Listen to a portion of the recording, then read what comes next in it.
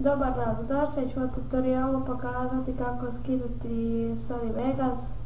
Evo, koristit ću zadnje tri verzije, Sony Vegas Pro 10.0, Sony Vegas Pro 11, 132-bitnik Rec Arcade i Sony Vegas Movie Studio HD Platinum 12.0 Boyot bla bla bla. Jedno što je važno je da imate 32 bita i 64 bita. Mislim da je ovo jedini dobar link za 32 bita koji sam ja našao. Inače je puno više za 64. Znači, evo, ovo je sve, mislim da, evo, piše da radi na 64 bitnom. Radi sve radi. Znači, kako ga skinuti? Sve je lagano, evo, znači ovaj je Pirate Bay torrent, Pirate Bay i Kick-Ass. Znači, skidamo sve lagano, ostavit ću vam u deskripciji link od ovih torrenta i link od programa torrenta.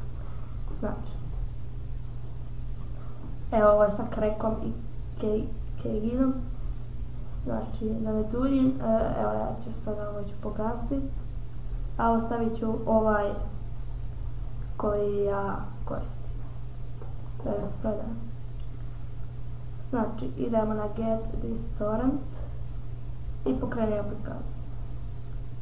Poslije ćete tu dobiti, jer će vam odmah otvoriti BitTorrent ili uTorrent ili BitTorrent ili šta već koristite, ima neki free rapid, tako nešto.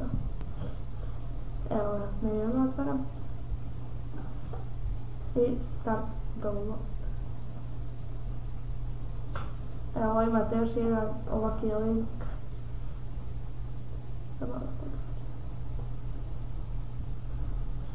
452 ova Sidera, a jedan Ledger.